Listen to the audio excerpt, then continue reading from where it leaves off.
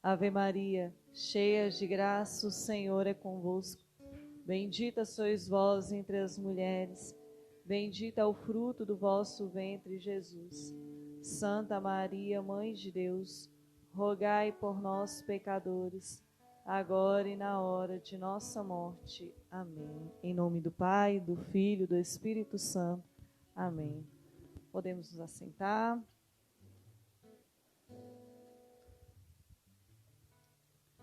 Uma boa noite a todos. Meu nome é Vanessa, sou consagrada da comunidade, namorada do Arthur. Então, gente, hoje nós estamos dentro aí de uma série, né? Nós tivemos na sexta passada, o Charles aqui falando, já abrindo para a gente, e muito bem aberto. Que pregação foi a de sexta-feira. Quem esteve aqui viu, né, gente, que o trem foi tremendo. E hoje nós vamos falar sobre uma das colunas da igreja, que é São Pedro. Então, assim, é uma responsabilidade muito grande falar dele, porque aqui na comunidade a gente sempre busca fazer estudos, né? Porque São Pedro é o nosso patrono. Então, assim, é até difícil trazer alguma coisa diferente, porque já sempre está vendo coisas de Pedro. Então, assim, mas nós iremos abordar hoje essa coluna, levantada por Jesus, e que nos traz uma defesa muito grande, que é a defesa da nossa igreja. Então, eu peço uma atenção, né? Você se volte, você concentre naquilo que vai ser falado. E tenha realmente a atenção no sentido do seguinte, vamos supor, quando nós falamos a respeito da nossa igreja, muitas vezes nós já batemos o peito, defendemos, falando, eu sou católico, apostólico, romano e ponto final. E muitas vezes nós não somos isso tudo. Nós não somos essa Coca-Cola toda, não. Em muitos momentos nós estamos desviando daquilo que realmente é a defesa da nossa igreja, daquilo que realmente precisa ser defendido aí fora. Então, a cada momento em que nós fomos passando durante essa pregação, busque entender como você tem sido como esse cristão, esse cristão católico, se você tem realmente feito essa defesa, ou se muitas vezes você tem ficado mais de lado e deixado com que os outros façam a defesa por você. Amém? Então, convido você a pegar a sua Bíblia lá em Mateus, capítulo 16.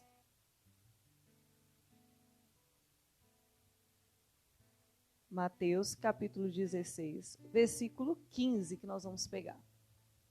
Mateus, capítulo 16, versículo 15.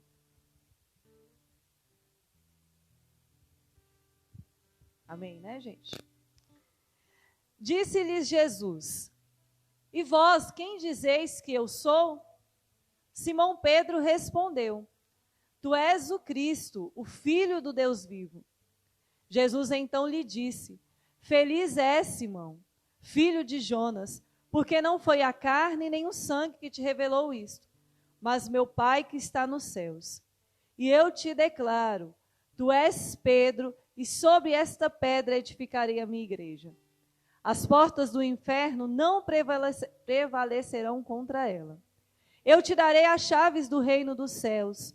Tudo que ligares na terra será ligado nos céus, e tudo que desligares na terra será desligado nos céus. Palavra da salvação. Pode ficar com a sua Bíblia aí, daqui a pouco nós vamos a outra passagem. Presta atenção nesse evangelho, né? Já foi até proclamado sexta-feira, um pouco maior, né? Ele pegou uma parte maior, nós vamos pegar um trecho aqui dela. É interessante que primeiro Jesus vai perguntar aos discípulos quem o povo fala que ele é. E depois Jesus vai mirar para os discípulos. Gente, presta atenção. Porque quando Jesus fala isso, que começa no versículo 15, disse-lhe Jesus: e vós, quem dizeis que eu sou? Ele está diante dos discípulos e ele não pergunta para Pedro. Jesus não está perguntando para Pedro: Pedro, e você, quem diz que eu sou? Jesus está perguntando naquele momento para os seus discípulos: e vós que estáis comigo, quem dizeis que eu sou? E aí Pedro, né, vai ali à frente dos discípulos e fala. Gente, eu imagino a pressão psicológica. Eu, por exemplo, se eu estou em meio às pessoas e alguém me pergunta alguma coisa, eu não sei responder. Eu travo, eu perco a minha memória total, você falar assim, Vanessa, quem é a mãe de Jesus? Puf, travou. Eu fico numa pressão psicológica fora do comum. É igual eu sou professor de matemática. Mas me coloca em um caixa de um evento para você ver. Eu fico pressionada. Por quê? Porque eu tenho a obrigação de saber aquilo ali. Então, assim, eu não consigo fluir só pressão, não. Aí eu imagino os discípulos com Jesus, pergunta para os discípulos quem ele é, eles respondem o que o povo vê, aí eles falam assim, tá aí agora, e vocês? O que vocês veem? O que eu sou? Quem eu sou? E aí, Pedro, né, toma a frente do momento e pega e responde. Tu és o Cristo, filho do Deus vivo. Gente, a resposta de Pedro, ela é interessante por quê? Primeiro, vamos pegar ele. Pedro, tá certo que ele sempre está aparecendo, né? Ele sempre está falando. Mas é interessante porque quando você vai pegar o estudo dessa passagem, vai falar que naquele momento, Pedro, ele responde, porque Pedro, ele é a voz que vai guiar todos os discípulos depois, os apóstolos, né? E vai ser aquela voz que representa a igreja. Então, quando Pedro fala, tu és o Cristo, o Filho de Deus vivo, Pedro está professando uma fé que vai ser professada pela nossa igreja. Então, naquele momento em que Pedro faz essa profissão de fé, fala isso, Jesus pega e fala com ele, né? Que não foi a carne nem o sangue que te revelou, mas meu Pai que está no céu. Então, naquele momento, Pedro, ele recebeu uma revelação divina para fazer essa expressão, essa manifestação de fé. Pedro foi, pá. Se perguntasse, Marcos, você, quem eu sou para você? Jesus perguntou, você responderia isso? Eu acho que eu responderia tudo menos isso. Nem sei o que eu responderia. Eu fiquei pensando, o que eu falaria para Jesus? O que ele é? Aí você começa a inventar um monte de historinha. Pedro não, Pedro vai direto. E aí a igreja faz, né? Os estudos vai fazer isso aí para nós. Pedro, ele, estando ali, sendo a voz diante dos discípulos, Pedro já recebe ali diante de todos eles essa missão de guiar, essa missão de ser o pastor. Lógico, Cristo é o pastor, né? Mas após a ressurreição. Então, Pedro já começa a ter essa característica de líder diante dos discípulos. E aí, o que acontece também quando você vai parar e vai olhar, relacionar até a nossa igreja? Porque muitas vezes, quando a igreja professa algo, repara para vocês verem, a gente fala assim, a igreja professou isso. Você fala assim, nossa, por que será? Quando você vai ver mais a fundo, você vê que realmente a igreja tem razão sobre aquilo. Se for chegar para você e falar assim, olha, Maria foi virgem, antes, durante e depois. Aí você fala assim, se perguntasse para você sem a igreja, me prova isso. Você conseguiria provar? Você não conseguiria, gente. Não conseguiria. Aí veio a igreja, que é aquela voz que pega e responde para o mundo. Qual é a verdade da fé defendida por aquilo que você está perguntando. Assim foi Pedro. Pedro, diante dos discípulos, diante dos seus, não está falando diante de uma multidão, mas diante dos discípulos, Pedro faz essa profissão de fé. Então, Pedro é essa representatividade da nossa igreja. Quando é perguntado, quando muitas vezes até o mundo pergunta algo para nós, é a igreja quem faz essa resposta. É a igreja quem faz essa defesa. Então, Pedro já começa a mostrar aí, né? E Jesus também já começa a designar aí. Então, olha que interessante. Pedro revela quem é Jesus. Mas, ao mesmo tempo, Jesus revela quem vai ser Pedro. No momento em que Jesus reconhece que Pedro reconhece quem é Jesus, Jesus dá a resposta para Pedro. Feliz és tu, Pedro.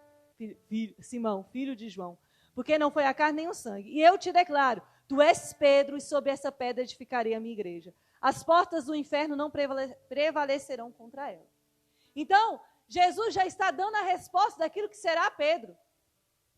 Santa Teresa d'Ávila vai falar que à medida que a gente vai conhecendo a Deus, nós vamos conhecendo a nós mesmos.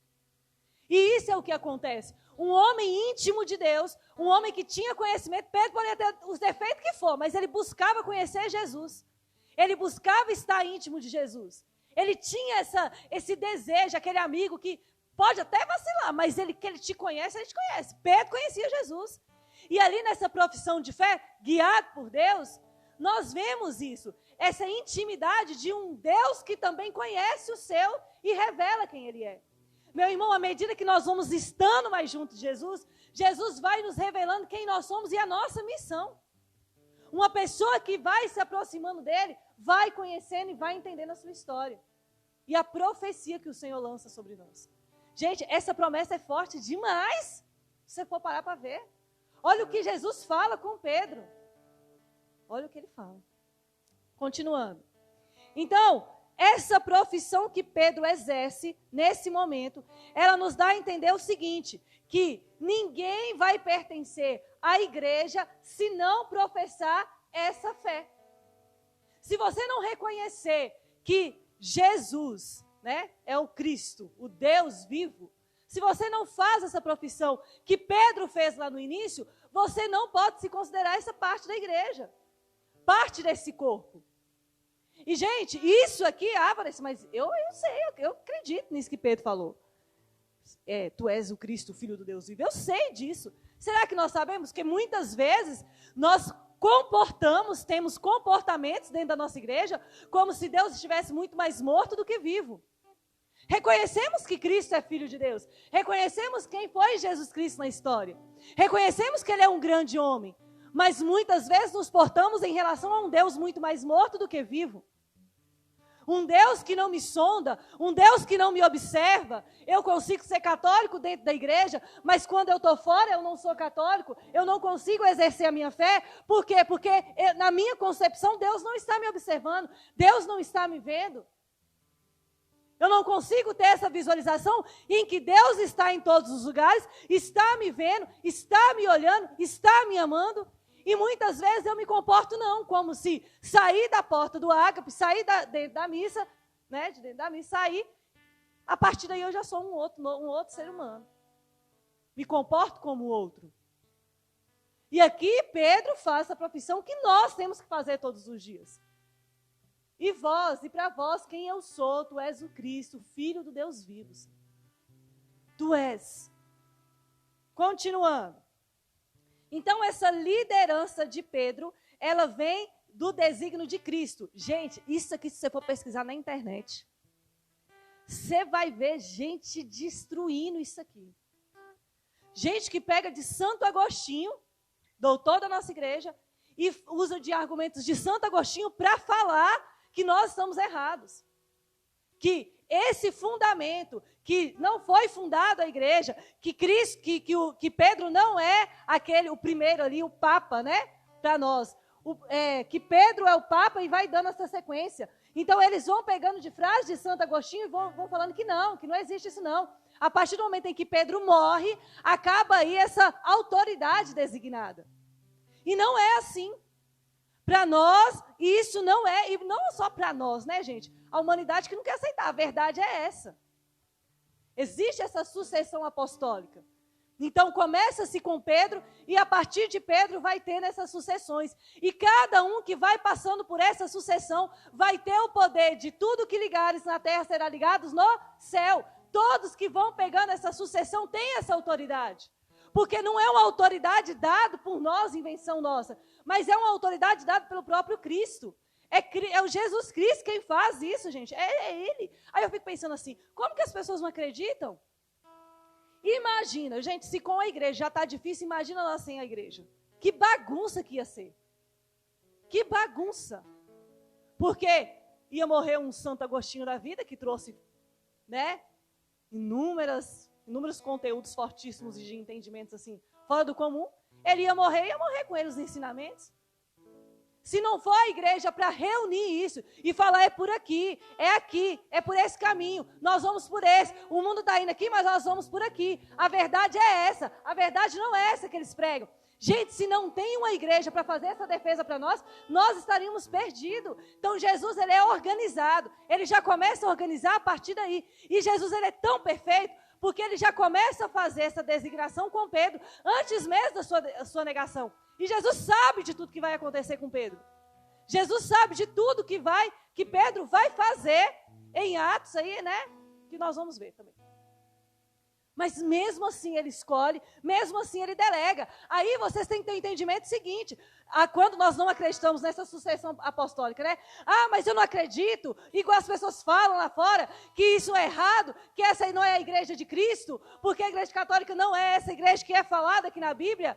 E a gente vai começando a dizer, mas Jesus já sabia de tudo, todos os movimentos que a nossa igreja daria. Quando Jesus é levado lá, no momento da tentação, Jesus já sabia de todos os padres que seriam santos, de todos que seriam extraviados na vida, saberia de tudo, saberia de nós, saberia aqueles que seriam santos, aqueles que não seriam santos, saberia de tudo, mas mesmo assim Jesus quis fazer esse ato aqui. Então você tem que entender que quando você está dentro de uma igreja, você tem que fazer a defesa daquilo que ela está falando.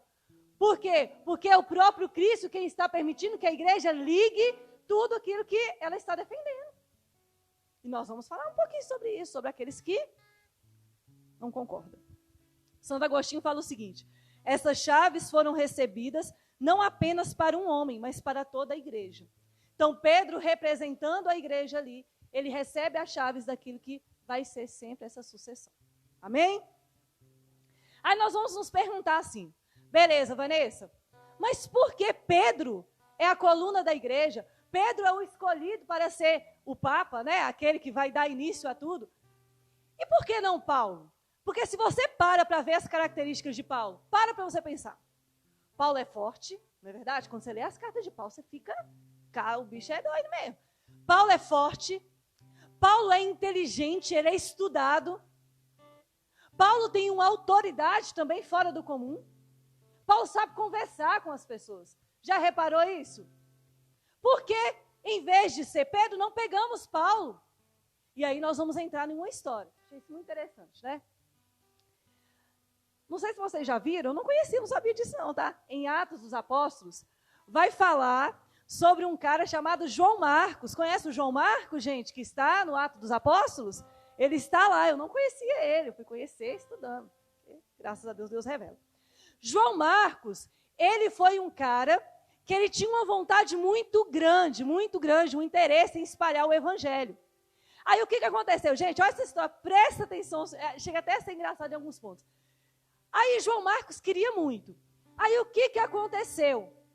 Estava se preparando aí para a primeira missão, que estaria Paulo e Barnabé. Os dois iriam para a primeira missão deles. Aí o que aconteceu? João Marcos ficou feliz porque ele iria junto com eles. João Marcos ia junto com Paulo e Barnabé. Ficou feliz e tal, foi para a primeira missão. Chegou lá, gente, não se sabe o que aconteceu, tá? Porque lá no Atos dos Apóstolos não conta para a gente. Mas João Marcos foi mandado de volta para Jerusalém. Então ele que tinha ido com Paulo e Barnabé, foi mandado de volta. Aí tem várias explicações. Tem explicações que vão falar que essa evangelização foi em meio a um monte de turbulência e tal, aquela coisa toda, João Marcos talvez, né, não teria suportado e teria sido mandado embora, pediu para vir embora. Outros falam que Paulo não está com muita paciência com João Marcos, não, né? Paulo não tem muita paciência e tal. Histórias são contadas, mas só sei que João Marcos é mandado para Jerusalém. Beleza, gente, volta João Marcos. Aí o que acontece? Eles voltam de novo. Barnabé e Paulo voltam de novo. Chegando lá, eles preparam e tal, prepara para ir para a segunda missão. O que acontece? Barnabé fala assim, vamos, João Marcos vai com a gente, Paulo. Paulo fala, ele não vai não. Com a gente ele não vai. Aí Barnabé fala, ele vai sim. Aí Paulo, ele não vai não. E o que acontece, gente? Paulo e Barnabé se separam. Um vai para uma missão, o outro vai para outra. Mas Barnabé leva João Marcos. E João Marcos vai para essa missão. Passando-se um tempo, então vocês já viram o que Paulo fez, né? Paulo não estava muito paciente, não. Não se sabe o que aconteceu no meio dessa história, mas Paulo não estava muito paciente. O que vai ser feito a defesa a partir dessas leituras? Depois, na sequência de cartas para Pedro, nós vamos ver que João Marcos vai estar aparecendo. E agora João Marcos está junto de Pedro. Pedro acolhe João Marcos e começa a fazer seus ensinamentos. E tudo que Pedro vai fazendo, João Marcos vai anotando. Olha para você ver que interessante. O que a igreja defende nesse ponto? Que Paulo, como ele não tinha muita paciência, né? Paulo não é muito paciente, e Pedro, por ter experimentado a misericórdia, Pedro é aquele que acolhe. Por isso, Pedro foi levantado como coluna e como essa parte da igreja, representatividade da igreja, porque é aquele que acolhe, é aquele que pega, é aquele que forma. E foi o que Pedro fez com João Marcos. Pedro pegou aquele menino, formou ele como missionário. Depois nós vamos ver na história das cartas aí, que João Marcos vai voltar a aparecer. E o que acontece, gente, com João Marcos? João Marcos se torna um dos evangelistas, né, da nossa Bíblia, que é Marcos, o Evangelho de Marcos. Então, esse João Marcos que nós conhecemos, ele é o evangelista Marcos, que foi aí formado por Pedro. Pedro formou, Pedro ia falando, ele ia escrevendo, ele ia vendo, ele ia acompanhando. E é tão interessante que depois, lá na frente, vai mostrar Paulo em relação a João Marcos. Paulo agradecendo a ele, Paulo falando que ele é um dos principais lá na missão, Paulo falando, elogiando e aquela coisa toda. Ou seja, vai mostrando essa relação de Pedro, de um homem que não é inteligente realmente como Paulo, que não é um homem com essa autoridade toda, mas é um homem que experimentou da misericórdia. Por isso que Pedro é escolhido como o primeiro Papa. Pedro é aquele que acolhe, que experimenta da misericórdia. E só uma pessoa experimentada que consegue ser realmente aquele que vai estar à frente da igreja. Então, Pedro, ele entra nesse processo. Então, nós pegamos aí um cara, um homem que vacilou, mas que ele era ousado, que tinha uma fé que, diante dos outros, se for parar para ver a fé de Pedro, as expressões que Pedro faz, as atitudes que Pedro tem, é um dos caras que mais tem fé ali realmente. O cara era bruto. E outro ponto forte de Pedro, que é a sua perseverança. Pedro, gente, levava um surdão de Jesus, não era verdade? Levava um surdão de Jesus. Mas Pedro não era esses católicos mimimi, não. Que leva um surdão do seu líder e, vaza da igreja. Não, Pedro perseverava. Pedro estava ali. Jesus falou, Jesus corrigiu, pronto, Pedro tentava consertar. E aí ele vai passando por essa transformação. Um homem que vai passar pela essa experiência da negação, mas que ao mesmo tempo faz a experiência também muito linda, uma experiência que a igreja vai nos revelando no decorrer do tempo. Um exemplo de homem que vai nos chamando a atenção de como ser cristão e como aplicar isso na nossa vida. Então esse é Pedro. Beleza. Estão entendendo para isso aqui? A nossa igreja, ela é a finalidade de todas as coisas. Por isso que Jesus levanta ela. Então, preste atenção, só um asteriscozinho aqui. São Bento vai falar, Santo Agostinho fala que se Pedro soubesse quem era o traidor, ele tinha, fala desse jeito, ele tinha dilacerado Judas a dentadas. Fala desse jeito. Porque Jesus não revela para eles quem era. E ele fala que se Pedro soubesse, Pedro tinha pegado Judas e Judas ia ver. Porque Pedro era aquele, né? É uma intimidade que ele tinha. Continuando. Aí o que acontece quando você vai pegar as passagens? Vai falar lá no finalzinho desse evangelho o seguinte: eu te darei as chaves do reino dos céus, tudo que ligares na terra será ligado nos céus. E tudo que desligares na terra será desligado no céu. Lá em cima ele fala, as portas do inferno não prevalecerão contra ela. Certo, gente? Primeiro ponto que nós vamos levantar aqui. As portas do inferno não prevalecerão contra a nossa igreja. A nossa igreja, ela não vai acabar. Ela vai se unir quando vier a eternidade, né? Quando Jesus voltar e vai se tornar um só. Mas, entenda, a nossa igreja, ela não vai acabar. Nós vemos o tempo todo noticiário que fala assim, está caindo o número de católicos. Não sei se vocês já viram isso. Sempre aparece uma pesquisa. Cai o número de católicos. A quantidade de católicos das igrejas está esvaziando da igreja católica, está migrando para outras denominações. Cresce a denominação tal, cresce a denominação tal. Gente, pode crescer as outras, mas a nossa nunca irá acabar, porque a nossa é uma promessa falada por Jesus Cristo.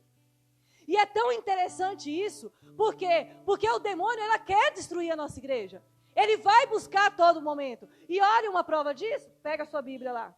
Vai lá em Lucas, capítulo 22, versículo 31. Presta atenção como que o demônio tem esse desejo. Lucas, capítulo 22, versículo 31.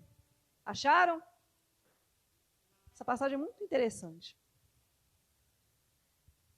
Simão, Simão, eis que Satanás vos reclamou para vos peneirar como trigo. Mas eu roguei por ti, para que a tua confiança não desfaleça. E tu, por tua vez, confirma os teus irmãos. Vamos ler novamente. Simão, Simão, eis que Satanás vos reclamou para vos peneirar como trigo.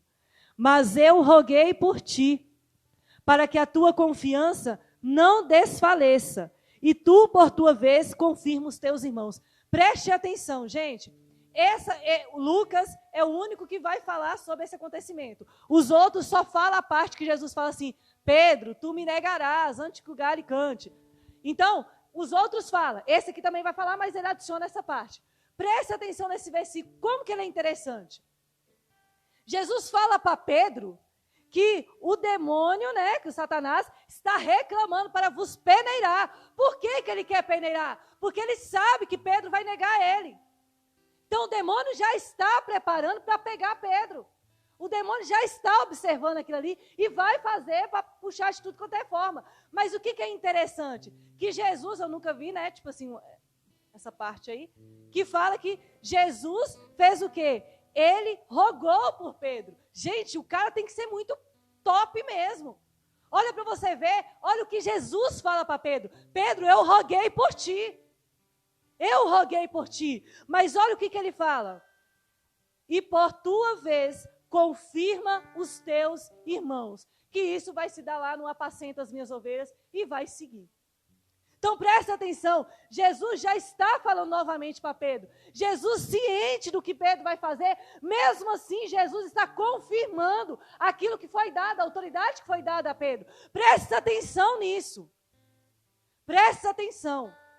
Jesus já sabe quem é os papas que vão vir pela nossa igreja.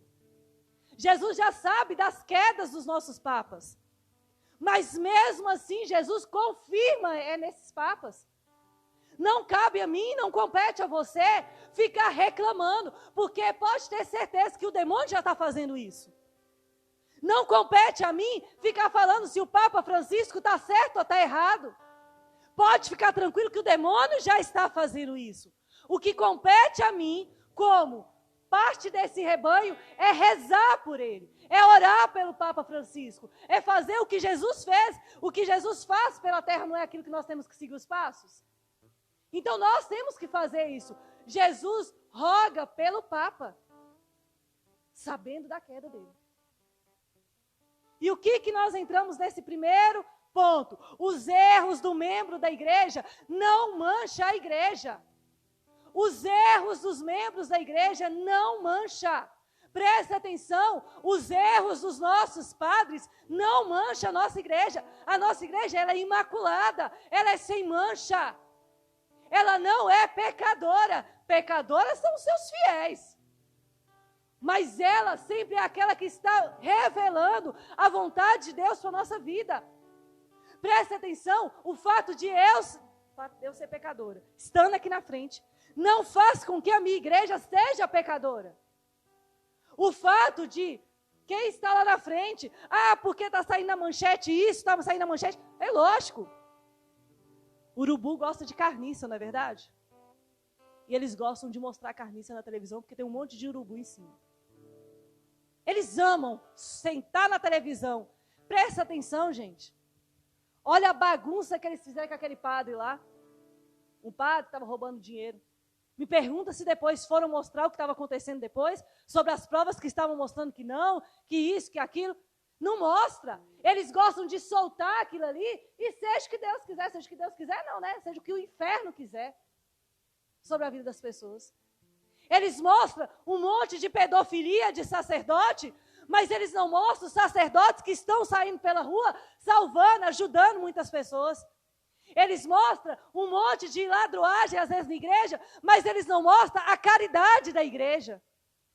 Por quê? Porque eles fazem a representação do inferno. O que eles estão mostrando é aquilo que o demônio quer mostrar. Ele quer soltar isso. E muitas vezes nós católicos vamos na pilha. Nós começamos a entrar na ondinha. Ah, é verdade, né? Olha lá o que o padre está fazendo. Olha lá, se o padre embriaga, eu também posso embriagar. Toma vergonha na cara. Porque a missão desse sacerdote é entre ele e Deus. E pode ter certeza que independente do pecador que ele for, esse homem é um ser especial. O sacerdote é um ser especial. E como muitas vezes é difícil silenciar e fazer o que Jesus fez por Pedro. Porque o demônio fica o tempo todo atiçando a gente. Olha lá o que ele está fazendo. Olha lá o que ele está fazendo. E quando vai ver, você está muito mais fora do que dentro da igreja. Porque você começa a esquecer que Pedro é a pedra. Mas quem é a base da nossa igreja se chama Jesus Cristo. Quem é? Pedro, ele é sim essa coluna, juntamente com Paulo. A igreja, as pessoas que estarão à frente da nossa igreja são essa coluna. Os missionários que estarão à frente da nossa igreja são essa coluna. Mas quem é a base, quem é o sustento verdadeiro se chama Jesus Cristo. E esse, ninguém pode falar um A, né? Mas aí nós começamos a fazer o quê? Derrubar essas colunas. Começamos a criticar. E nós nos tornamos aqueles católicos que mais falam mal da igreja do que os próprios que estão lá fora. Gente, preste atenção. Nós somos aqueles que têm que buscar melhorar. Tem que buscar ajudar da melhor forma possível com a nossa vida. Não é destruir. Ah, mas eu vou ficar tampando o que está sujo. Não, mãe. Que seja tratado. Se o padre, se o diretor, sei lá, se o líder que está à frente daquilo que você está vendo, ele está errado, chama ele cara a cara e vai falar os erros. Não chama no público. Não fica soltando publicamente. Não fica fazendo críticas. Porque isso faz mais pessoas se afastarem. Aí aqueles que deveriam fazer defesa, eles criticam. Hoje tem páginas que criticam a igreja, mas essas páginas não têm a coragem de defendê-la. Hoje tem páginas que esperam ver os erros dos padres para descer a lenha, mas não têm a coragem de ficar publicando as partes boas também. E aí você entra naquela página, tem muito mais crítica do que elogios. É assim que nós vamos fazer com que as pessoas se atraiam? Então presta atenção, tornando a repetir. Aquilo que as pessoas fazem aqui dentro não tira o privilégio dela ser a igreja fundada por Jesus Cristo. Não tira. As pessoas, aquilo que elas fazem aqui, até o ato mais grave, não vai fazer com que a igreja se feche. Jamais. Jamais. São Bento fala o seguinte: foi sempre privilégio da igreja vencer quando é ferida, progredir quando é abandonada, crescer em ciência quando é atacada. Sempre foi privilégio da igreja. Quando a igreja estava passando por momentos de turbulências, guerras e também essa parte de riqueza, quem Deus levantou? Deus levanta São Francisco de Assis. Quando estava passando por outros momentos também, até de duvidar de santidade, quem Deus levanta? Santa Teresinha para sambar na cara de Lutero. E aí Deus vai levantando sempre os santos, vai levantando, porque o santo não é aquele que quer reformar a igreja. Não é. O santo é aquele que quer mostrar com a vida um outro caminho, um outro meio, para que a igreja, a partir daí, defina se aquilo ali realmente é certo ou errado. Você não vê São Francisco de Assis fazendo protesto. Você não viu Santa Teresinha fundando igreja. Mas, pelo contrário, revelaram com a vida como que deveria ser feito. Olha, isso aqui realmente está errado, mas eu vou mostrar com a minha vida qual é o jeito certo de se viver. Não é mostrando, gente, fazendo essa baderna como Lutero fez, que nós vamos conseguir fazer com que a nossa igreja seja melhor. Aí eu te pergunto, um homem totalmente desobediente, que vai entrar na outra ponta aqui, que eu não vou adiantar a obediência não, e que achou que estava fazendo o bem, e pelo contrário, estava fazendo o mal. Totalmente mal. Deus sempre levanta os santos no tempo certo, da forma correta. E às vezes Deus quer muitas vezes levantar nós, e não levanta, porque muitas vezes nós estamos presos à vida dos outros, e não à nossa vida. Eu estou preocupado com o erro do fulano e não com os meus erros. Eu estou preocupado com aquilo que está sendo feito de errado, mas eu não me preocupo em ser certo, em agir certo, em amar certo. E aí nós somos aqueles que vai fazendo igual está fazendo as redes sociais. Aqueles que ditam quem é o certo, quem é o errado. Ô, gente, o Instagram está uma zona. Hoje tem aqueles que estão sentados assim, ó. Isso é certo. Isso não é certo. Esse é bom. Esse não é bom. Você vai ver a vida desses artistas, é tudo um bando de safado. Tudo um bando de nojento que estão vivendo uma vida podre e fica fazendo, jogando para a sociedade, condenando as pessoas, jogando um monte de gente no meio de depressão, fazendo com que as pessoas sejam linchadas. Por quê? Porque eles se acham deuses e vão colocando, ó, isso é certo, isso não é. E o que acontece? Vai um bando de gente alienada atrás deles. Aí quando a igreja católica vem com aquilo que ela faz de defesa, a gente acha que a igreja é errada. A gente acha que a igreja é autoritária. A gente acha que a igreja é ultrapassada. Mas o certo é aquela galerinha da Rede Globo que fica lá colocando regra em todo mundo. Levanta um artista, ah, esse é certo. Ah, não falou o que a gente queria, ele é errado.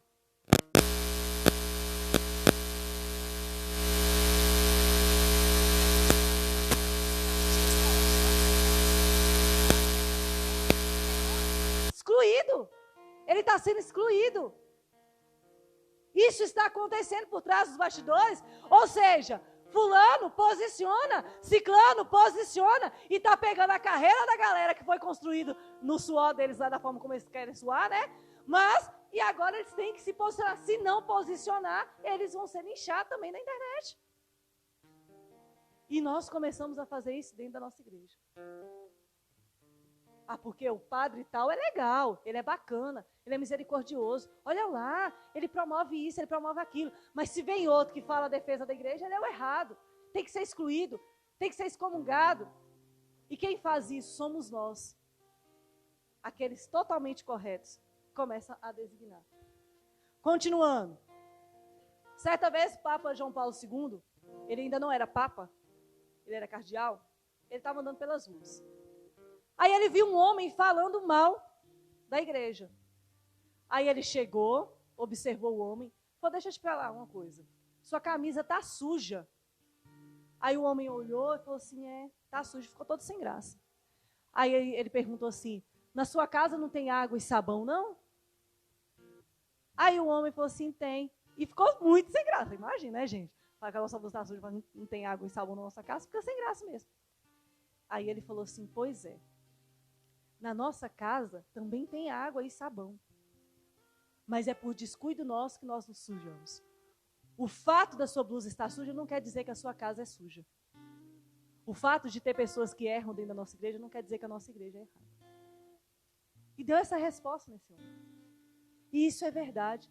O fato de ter pessoas sujas não torna a nossa casa suja. A nossa casa tem a água e tem o sabão para limpar a nossa sujeira. Só que a gente não quer. Muitas vezes nós escolhemos aquilo que nós queremos. Segundo ponto, obediência. Nós escolhemos aquilo que nós vamos obedecer. É interessante que os discípulos começam a obedecer, a seguir aquilo que Pedro vai colocando. É tanto que os 12 primeiros capítulos dos Atos dos Apóstolos, eles vão falar sempre que é os Atos de Pedro. E Pedro vai designando. E o povo vai seguindo. Você vê que João mesmo. João muitas vezes ele não dá ordem não. João só está indo junto com Pedro. Pedro vai para um lado, João vai. Pedro vai para o outro, João vai também para aquele lado. E aí o que acontece, gente? Que tem que ser falado isso. Nós somos uma geração em que os pais não têm educado da forma firme. O que faz? Meu filho quer isso, ele vai ter. Eu falo porque eu dou aula para adolescente. Meu filho quer aquilo, ele vai ter. Meu filho falou que ele tem que ir ao shopping, ele vai ao shopping, porque eu vou levar ele ao shopping. Meu filho falou que quer um chocolate, eu vou dar um chocolate. Meu filho falou que quer aquela roupa, eu vou dar aquela roupa. Eu não estou falando que dá errado, mas estão dando a todo momento a hora que eles querem. A palavrinha não foi banida. Aí o que acontece? Essa geração cresce e vem para a igreja. E chega dentro da igreja, o que fazem? Querem mandar. Viver a castidade Mas se eu amo meu namorado, não tem necessidade de eu ficar aguardando. Eu posso ter relação sexual com ele. Eu posso ter, poxa, é o amor. Não é para amar o outro? Ah, não, esse mandamento não é necessário. A igreja tem que se enquadrar. Eu vou tirar esse mandamento aqui e vou colocar aqui. Vamos lá. Não matar. Não matar. Realmente. É um absurdo. Porque se uma pessoa matar alguém da minha família, eu vou fazer justiça. Esse eu vou viver. Ah, vou para o próximo mandamento. Não cobiçar a mulher do próximo. Ah, não, mas eu sou humano. Quando passa, eu olho, eu desejo mesmo. Isso é carnal. Ah, esse aqui não tem como, porque a carne é fraca, né? A Bíblia fala que a carne é fraca. Esse eu vou deixar de lado. E aí a gente vai separando aquilo que a gente quer, aquilo que a gente não quer. Eu obedeço, eu não obedeço. A igreja fala que o aborto é errado, em todas as circunstâncias. Eu concordo com a igreja. É errado mesmo. Eu não sou a favor do aborto, exceto se a menina for abusada. Aí não tem lógica. Não tem lógica a igreja falar isso. Aí chega uma pessoa e fala assim, você é a favor do aborto? Não, não sou a favor do aborto. Nem em casos de abuso? Não, em caso de abuso eu sou a favor do aborto, sim. Poxa, que católico você é? Um frouxo, um fraco, que não pega o estudo, não pega o catecismo, não vai entender por que a igreja fala que é contra. Mas tem que ser as nossas verdades, porque a nossa verdade tem que se adaptar ao mundo. Como a igreja não se adapta, eu vou me adaptar à realidade do mundo. E a gente começa a fazer isso, gente. Aí você chega em lugar, você não prega. Gente, tem lugar que você não pode pregar as coisas que estão no catecismo, não. Tem lugar que não pode. Por quê? Porque tem uma geração mimimi, uma geração dodói, que se você fala alguma coisa, ai, eu estou machucado, olha o jeito que falou, então a igreja não me ama, porque eu sou um pecador. Ele não está falando nada disso. Não está falando nada disso. Se queres me seguir, renuncia a si mesmo. Tome a tua cruz e vai. Mas a gente não quer renunciar às nossas vontades. A gente não quer renunciar àquilo que nós já tomamos como verdade. Eu já fui de grupo de jovens, como que era terrível quando acabava o encontro e vinha aquela galera nova. Chegava, tinha que ser do jeito que quer, a hora que quer e aonde for. Não, porque se eu não for do ministério tal, eu não vou entrar no meu grupo. Se eu não for, se não for, colocou eu para dançar. Eu não gosto de dançar, eu não vou dançar. Colocou eu para lavar banheiro, mas poxa, eu já sou pregador, para que eu vou lavar banheiro? Aí aquele bando de gente que gosta de ficar escolhendo. Vai conseguir viver? Não. Moisés falou uma coisa muito interessante. A igreja não é lugar de democracia. Não é. É de autoridade. Obedece ou sai. A igreja é assim. O mandamento é esse. Obedece ou sai. Eu não quero... pegar um exemplo aqui. Eu quero abortar. Não está na hora. Não está na hora de eu ter filho. Eu quero abortar. Olha, padre, eu abortei porque eu não estava no tempo certo de engravidar. Eu abortei por causa disso. Minha filha, você se arrepende? Não, não me arrependo. Não estava no tempo certo. Eu posso continuar sendo católica? Ou obedece ou sai. É buscar por meio do arrependimento. Ver aquilo que tem que ser analisado. Quantas coisas eu tenho aprendido com a vida, regras que eu falava assim, por que a igreja defende isso? E você vai estudar e você vê a beleza da igreja. A igreja faz o que Pedro fez. A igreja pronuncia aquilo que muitas vezes nós não sabemos pronunciar. A igreja proclama para a humanidade aquilo que nós não sabemos.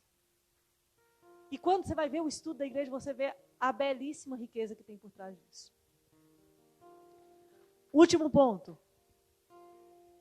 O orgulho. O orgulho é um dos piores dentro da nossa igreja.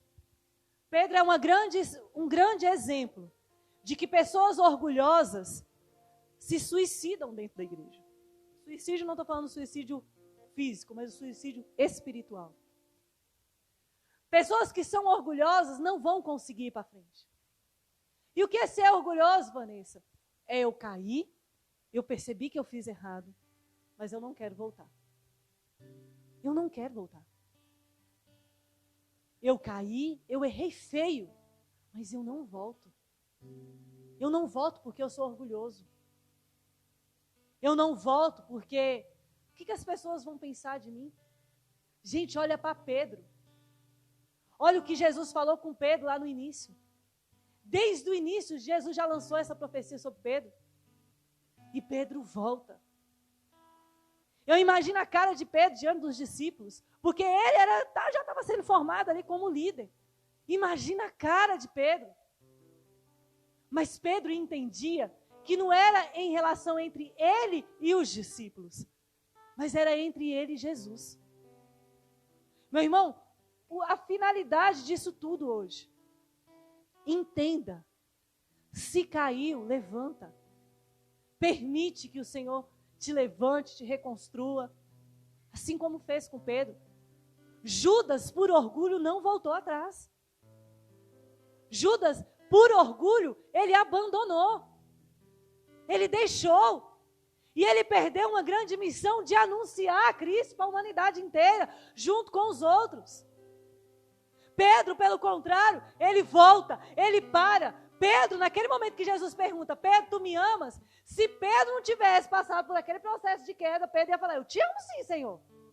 Mesmo não amando nesse amor ágape, Pedro responderia. Porque Pedro era desse de responder. Mas quando Jesus vai chamar ele, ele responde nesse amor. Ele dá um passo para trás, não sabendo amar como Jesus nesse amor de sacrifício. Porque ele sabia agora quem ele era. Meu irmão, entenda, nós católicos precisamos entender isso. Nós somos um povo pecador, que estamos indo rumo à santidade. E nós vamos buscar a cada dia a santidade, doa o que doer. Assim como Pedro fez, Pedro buscou, Pedro caminhou. Vai falar na Legenda Áurea que Pedro, quando ele ia pregar, ele tinha um paninho. Porque quando terminava, num momento de intimidade dele com Deus, ele chorava tanto que ele tinha que enxugar com pano. Falava que, isso que vocês também já escutaram, toda vez que o galo cantava, Pedro se recordava da negação, se recordava do momento, e ali ele pegava esse paninho e chorava, enxugava as lágrimas. Pedro experimentou da misericórdia, por isso Jesus levanta Pedro como uma das colunas, porque é a coluna da misericórdia, uma coluna de uma igreja que acolhe, de uma igreja que corrige, de uma igreja que defende, de uma igreja que ama, mas de uma igreja que não é a sua igreja do jeito que você quer, mas do jeito que Cristo quer. Quem fundou a igreja foi Cristo e não foi nós. Quem é a base da nossa igreja é Cristo e não somos nós. Então nós não somos ninguém para falar o que é certo, o que é errado. Compete a nós obedecer. Compete a nós buscar o Senhor e de todas as formas dentro da nossa igreja, fundada por Ele. Para de achar que o erro está sempre no outro. Para! O erro está em nós. Pedro se torna um homem grande diante do reino de Deus, porque Pedro reconhece que o problema foi dele. Pedro em nenhum momento chegou e falou assim, não, Jesus, mas se eu falasse que eu acreditava, que eu conhecia o Senhor, eles iam me pegar e iam me matar. Pedro não fala, Pedro não justifica, Pedro reconhece quem ele é. Pedro vira e fala, Senhor, tu sabes que eu te amo. Não nesse amor. Nós precisamos entender qual é o nosso lugar dentro da igreja. O nosso lugar, se eu quero mudar alguma coisa, seja um santo e mostre com a vida. E permita que a igreja, através da sua vida, consiga mudar aquilo que for necessário. Como fez com Santa Teresinha, como eu falei com Santo Agostinho. Santo Agostinho era um pecador cabuloso. Olha o que esse homem fez. Olha o que esse homem trouxe de novo para a nossa igreja. Tudo que você vai estudar da igreja tem coisa de Santo Agostinho. Um pecador que não desistiu.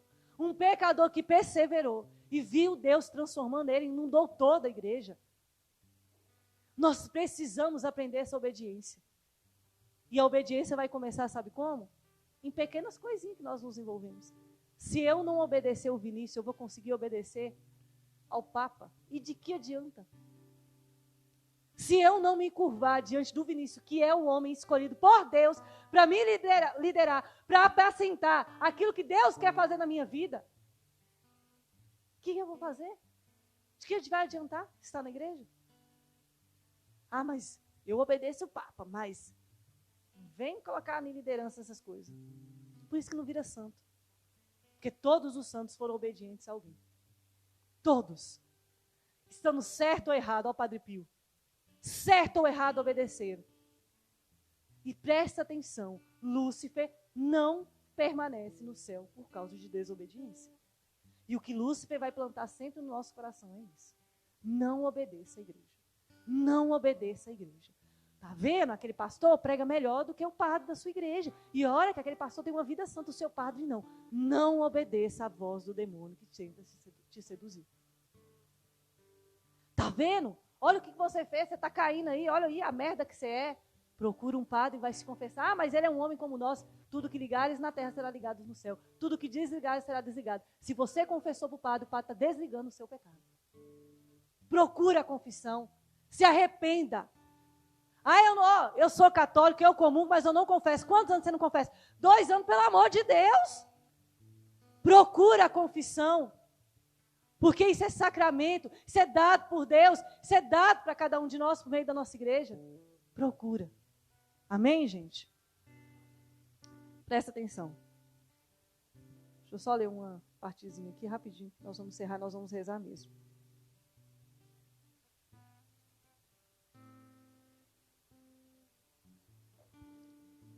Não fique triste, apóstolo. Responde 1 vez. Responde 2, responde 3. Fez por 3 vezes a sua profissão de amor, já que 3 vezes o medo venceu a sua presunção. 3 vezes deve ser desligado o que 3 vezes você tinha ligado. Desligado através do amor, o que você tinha ligado através do medo. Apesar da sua fraqueza, pela primeira, segunda e terceira vez, o Senhor confiou suas ovelhas a Pedro. Olha que perfeito. Eu nunca tinha visto essa percepção realmente. Quando Jesus pergunta a Pedro se tu me amas 3 vezes, Jesus naquele momento estava desligando a negação de Pedro, porque ele já tinha ligado, porque Pedro já tinha essa autoridade de ligar na terra e ligar no céu. Então naquele momento, Jesus está fazendo isso com Pedro, desligando essa negação, por meio do amor que ele tinha por Pedro. Amém? Convido você a ficar de pé.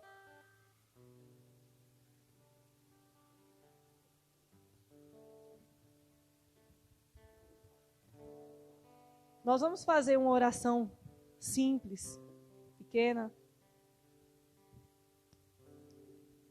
E, como eu falei, muitas vezes quando nós passamos por determinadas situações da igreja, às vezes dá vontade de largar por causa de pessoas, dá vontade de abandonar por causa disso. Quantas vezes eu já chorei por causa de padre? Quantas vezes já chorei por causa de liderança, de pessoas que acham que é dono da igreja? Sempre tem os donos da igreja, né?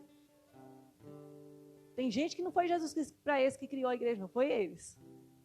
Sempre tem aqueles que têm a porta da chave, a chave do céu. Quantas vezes eu chorei por causa dessas pessoas?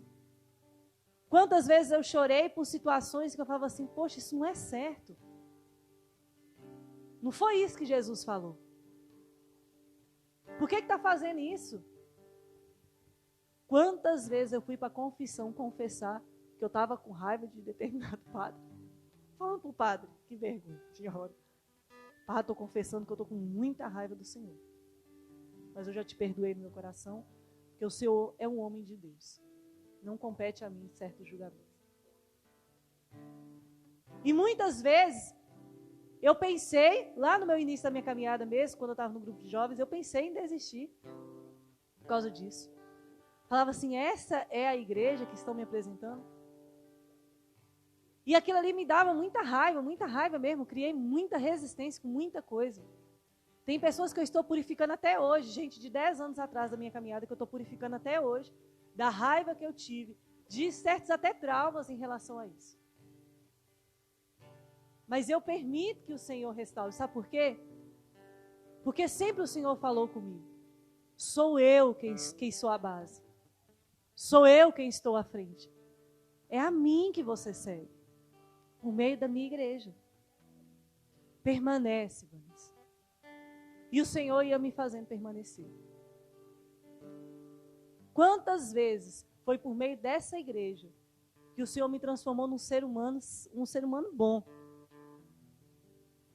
Eu não seria ninguém se não fosse a igreja. eu não seria ninguém. Uma vez, teve um momento de oração aqui na comunidade, que um pregador falou assim: o Senhor vai te levar aonde você estaria se não tivesse encontrado com Ele. E o Senhor me levou, gente, foi divino, eu não tenho muita essa experiência não, mas o Senhor conseguiu me levar. O Senhor me levou para um apartamento, todo mobiliado, e eu deitado numa cama, sozinha, chorando.